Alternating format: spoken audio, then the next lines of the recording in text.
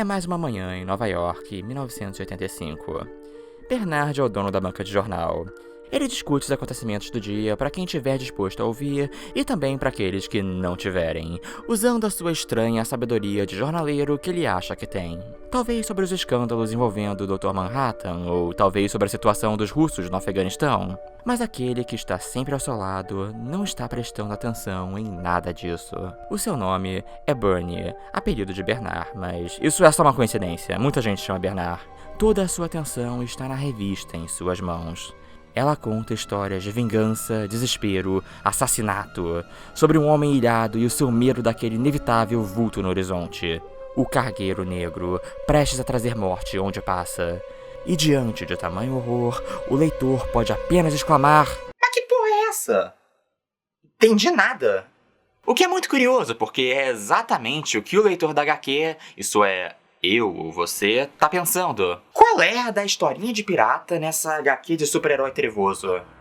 Os Contos do Cargueiro Negro é a subtrama mais estranha e confusa de Watchmen. Em quase metade dos capítulos, o quadrinho tem várias dessas cenas interlúdios na banca de jornal, com ênfase especial para esse gibi fictício que está sendo lido. Tipo, eu acho que todo mundo entende por que estamos seguindo os dois Burns na banca de jornal, e mais um punhado de personagens menores de relevância meramente tangencial à trama principal da HQ. Eles servem para mostrar as reações do grande público com o desenvolvimento sociopolítico da narrativa, bem como servir de âncora emocional no clímax, fazendo com que a gente sinta na pele as consequências do grande plano do Adrian Veidt. Até aí tudo bem, mas por que diabos a gente passa um pedação da HQ acompanhando a revista de pirata que o Bernardinho tá lendo? Será que é porque, por acaso, o Alan Moore esperava a princípio que a minissérie seria muito mais curta, aí quando ela dobrou o número de edições ele precisava de linguiça para encher? Bem, sim. Em parte foi meio que exatamente isso que aconteceu. Mas é claro, como uma das HQs mais obsessivamente metódicas já feitas, ela tranquilamente pega o que era pra ser um grande filler e enche de significado. A primeira camada desse significado é a própria natureza dela como metaficção pós-moderna, ou seja, tudo a ver com Watchmen. Mas antes de continuarmos essa empolgante jornada sobre a parte de Watchmen que todo mundo pula, ou pelo menos todo mundo que é fraco, lembra de dar aquele simpático like no vídeo e se inscrever no canal. Isso tudo ajuda muito e, se tiver interessado, vai dar uma olhada no meu Apoia-se. Meus apoiadores são quem mantém esse canal vivo e você pode ter direito a várias recompensas. Ok, agora vamos.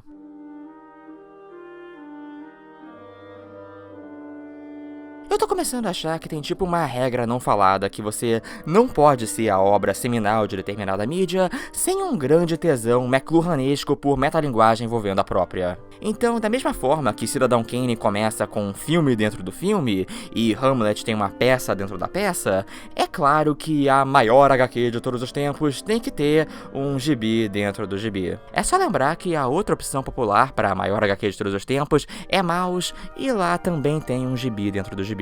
Mas enquanto metalinguagem é uma coisa divertida, eu acredito que ela precisa de algum propósito para ir além de ser um mero artifício. Então, um desses propósitos dela aqui é com uma camada de textura extra que nos informa e nos imerge na cultura desse mundo. É o que nós chamamos de world building. Esse é o propósito principal de todos os documentos de apêndice que aparecem nas páginas finais de cada capítulo. Como é o caso do Sob o Capuz, a autobiografia escrita pelo primeiro coruja, o Horace Mason, que nos ensina muito sobre a backstory e detalhes desse universo, mas também cuja própria existência como livro publicado é um ponto importante em diversas partes da trama. E eu não preciso nem falar da importância do New Frontiersman, o jornaleco reacionário que o Rorschach é obcecado. Watchmen é fascinado com a mídia do seu mundo, especialmente a do seu próprio tipo, porque os Contos do Cargueiro Negro vão ainda mais longe.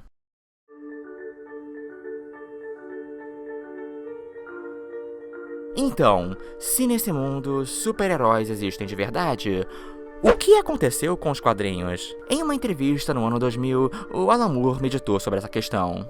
A narrativa de piratas foi algo que surgiu por acidente na terceira edição. Originalmente cresceu de um comentário meio incidental feito por mim, Dave Gibbons.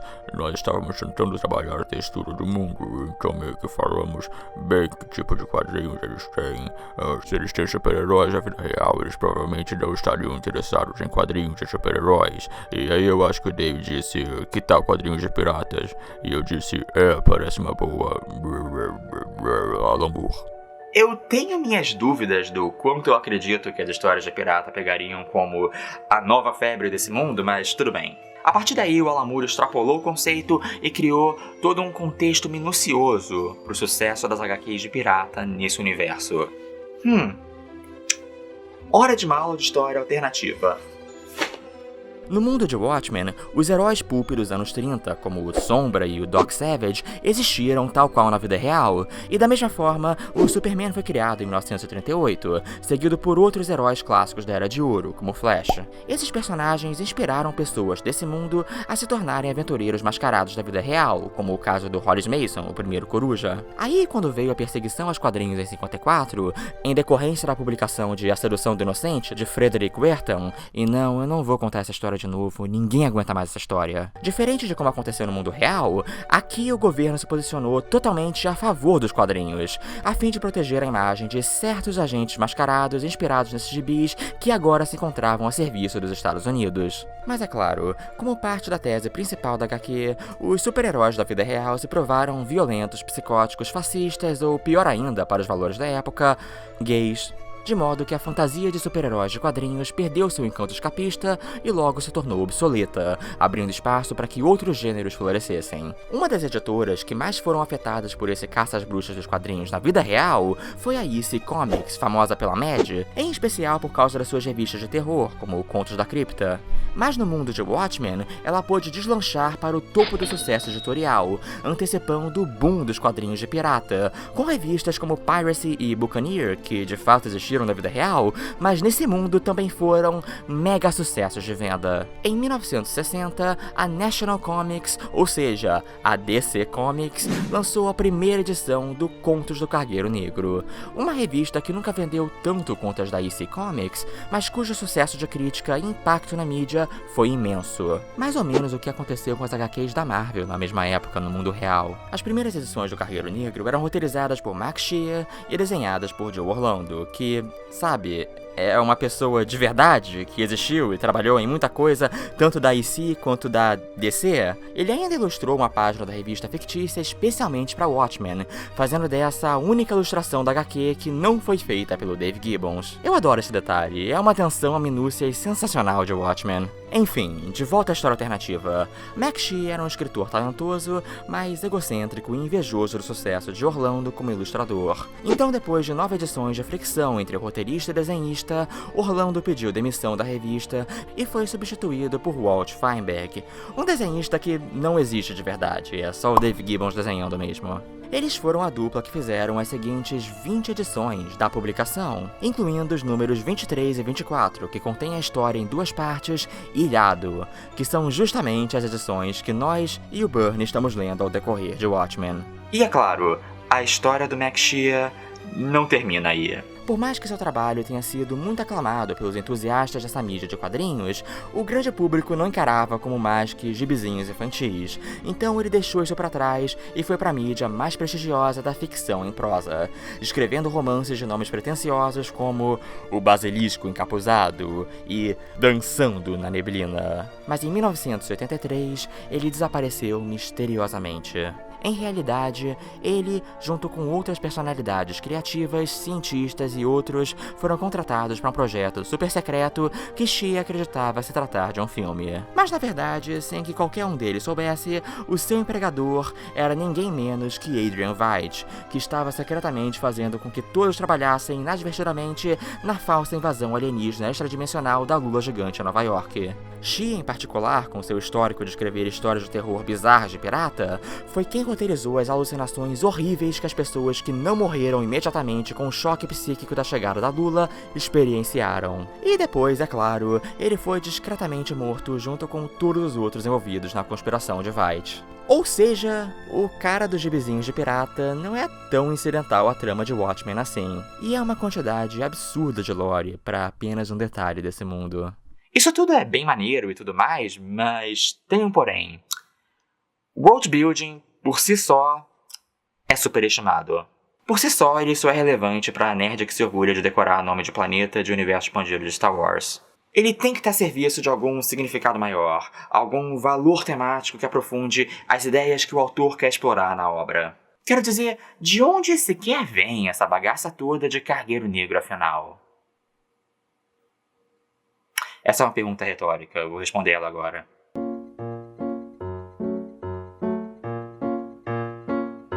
And a ship, a black freighter, with a skull on its masthead, will be coming in. O Cargueiro Negro é uma referência à música Zer Alba Jenny, adaptada do alemão para o inglês como Pirate Jenny ou em português como Jenny dos Piratas, da peça A Ópera dos Três Vinténs, de 1928, de Bertolt Brecht e o compositor Kurt Weill. Então, agora você sabe de onde veio o nome daquela personagem da série que acabou não fazendo nada. Brecht é um dos maiores representantes do teatro épico e um ícone da cena artística na República de Weimar. Era um autor muito abertamente anticapitalista, muito socialista, o que, é claro, reflete na obra. Uma peça que usa a Inglaterra vitoriana como prisma para expor a corrupção da sociedade moderna através do seu anti-herói, Macheath, o criminoso notório e amoral de Londres, enquanto ele tenta ascender e se tornar um legítimo criminoso notório e amoral da respeitável alta sociedade britânica. Em outras palavras, um burguês. Detalhes variam dependendo da montagem ou adaptação, mas a música Jenny dos Piratas foi imortalizada na voz da personagem Jenny Tauler, uma prostituta e ex-amante de Macheath, graças à presença da atriz alemã lendária Lotte Lenya, que eu primeiro conheci como a Rosa Klebb, a vilã do Moscou contra 007, mas isso não tem nada a ver com nada. Na música, Jenny canta sobre suas frustrações, como empregada de uma velha estalagem, humilhada e revoltada por ser considerada um membro inferior da sociedade. Ela sonha com sua vingança, que à noite o Cargueiro Negro vai vir saquear e matar todos na cidade, exceto ela própria, que se junta aos piratas e vai embora como um deles.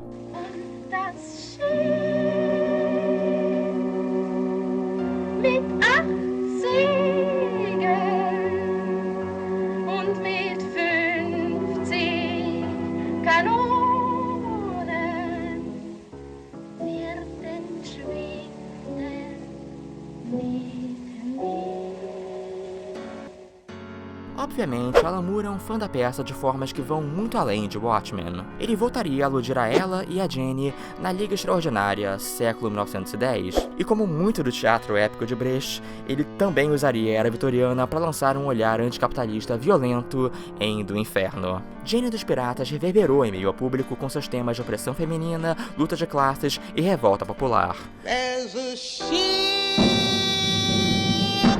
the Black Freighter.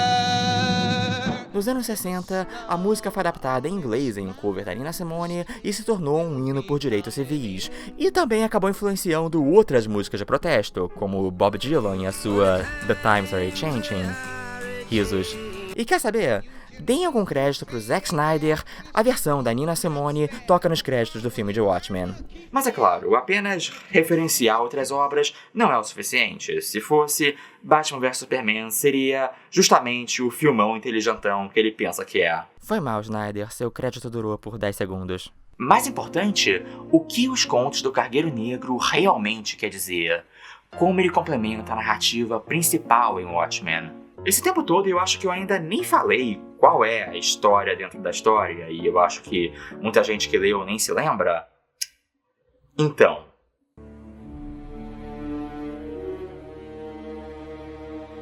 A trama do gibi é narrada em primeira pessoa pelo capitão de um navio que é atacado pelo titular Cargueiro Negro, que é um navio pirata que pode ou não ser sobrenatural, mas definitivamente simbólico, que mata toda a sua tripulação e o deixa abandonado em uma ilha deserta. O capitão imagina que o próximo passo do cargueiro é velejar em direção à sua cidade natal para matar todos os habitantes, incluindo a sua esposa e filhas. Diante dessa urgência, o capitão cria uma jangada usando os cadáveres da sua tripulação, que se tornaram inchados com gás, e parte com o objetivo de chegar na cidade antes do Cargueiro Negro e alertar todos do perigo. Depois de uma viagem intensa, onde ele passa a alucinar devido à fome e sede, é forçado a se alimentar de gaivotas, beber água do mar e ainda é atacado por tubarões, ele finalmente chega na cidade completamente alterado. A essa altura, ele está tão certo que o cargueiro já passou e matou todo mundo que tudo o que ele quer é a sua vingança. As primeiras pessoas que ele encontra ao chegar na praia são o agiota e sua acompanhante. Ele imediatamente assume que os dois só podem ser traidores que ajudaram os piratas na destruição da cidade. Completamente errado, é claro, mas ele tá loucaço e mata os dois. Ele cavalga até a sua cidade, entra na sua casa e ataca a primeira pessoa que ele dá de frente. E só aí ele percebe que essa é a sua esposa. E ele estava atacando ela na frente das suas filhas. Quando ele tem essa epifania da própria loucura e de todas as coisas horríveis que ele fez, o capitão foge e corre até a praia, onde ele encontra o que mais? O Cargueiro Negro ancorado, esperando por ele.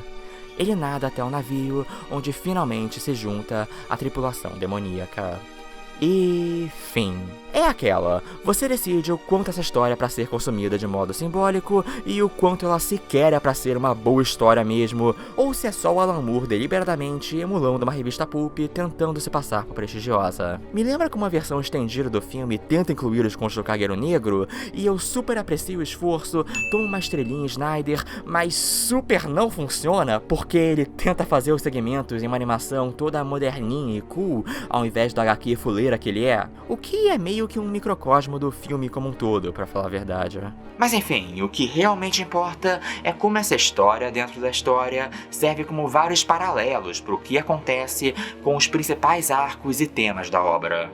Todos nós percebemos que o texto na HQ do Cargueiro está sempre fazendo algum tipo de eco irônico com o que está acontecendo no decorrer da história principal, na diegese da história. Que é um recurso narrativo que o Alan Moore adora e tá sempre usando em outras partes da HQ e em outras HQs também. Você sabe, por exemplo, a narração do Cargueiro Negro vai estar dizendo algo como: mesmo assim, a hedionda tripulação do navio clamava mais sangue, mais sangue. E aí, no mesmo quadro, Bernard, mais velho, vai estar falando: a gente devia bombardear eles até derreterem. E aí você fica: ahá, eu vi o que você fez aí, Alan, seu safadinho. Mas essas sacadas funcionam mais como pequenas anedotas que dinamizam o flow da narrativa. Mais importantes são os paralelos em nível macro que a história de piratas faz com a história de super-heróis decadentes. No começo, o Capitão ilhado espelha o exílio do Dr. Manhattan em Marte e o desespero da humanidade. Mais pra frente, quando ele está tentando voltar para a cidade sendo atacado pelos tubarões, ele representa a alienação do Rorschach da sociedade e sua captura pela polícia. Ou seja, quando o abismo olha de volta. Mas quando chegamos no final, fica claro que o paralelo mais importante que a HQ traça é com aquele que matou o seu autor. É com o Ozymandias. Adrian Veidt também era um homem desesperado pela destruição iminente do mundo que ele queria proteger. Desesperado, ele bola um plano para salvar esse mundo, se apoiando nos cadáveres dos seus colegas para executá-lo. No fim, o que ele consegue é matar inocentes e horrorizar aqueles que ele jurou proteger, antes de perceber que ele se tornou a destruição que ele tanto temia. Na sua última cena, ele tenta justificar suas ações para o Dr. Manhattan e diz: eu sei que as pessoas me julgam insensível, mas eu consigo sentir cada morte. De dia, imagino inúmeras faces. De noite, eu sonho em nadar rumo a um horrendo... Não importa. Não é significativo. Mas é claro que é significativo. Porque nós sabemos para onde ele está nadando. Tal qual o capitão, Adrian Veidt se juntou ao Cargueiro Negro. Eu não sei se o Alan Moore planejava isso desde o início, mas ele com certeza conseguiu amarrar os contos do Cargueiro Negro a todos os elementos principais da HQ, mesmo que de forma não óbvia. Ele é metalinguagem, world building, intertextualidade, aprofundamento temático e simbolismo. Watchmen é tão mais rico por causa desse gibi dentro do gibi.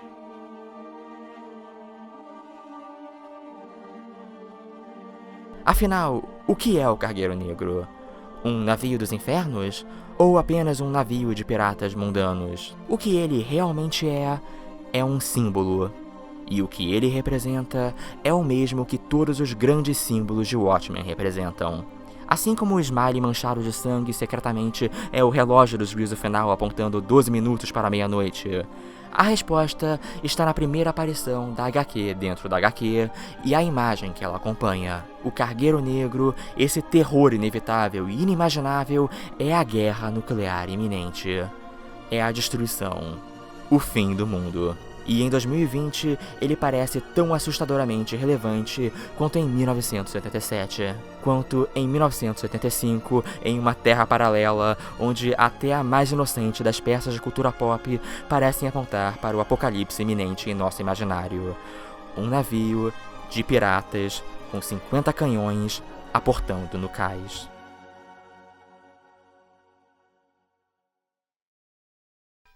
Olá, minhas belíssimas trolhas e novatos no canal.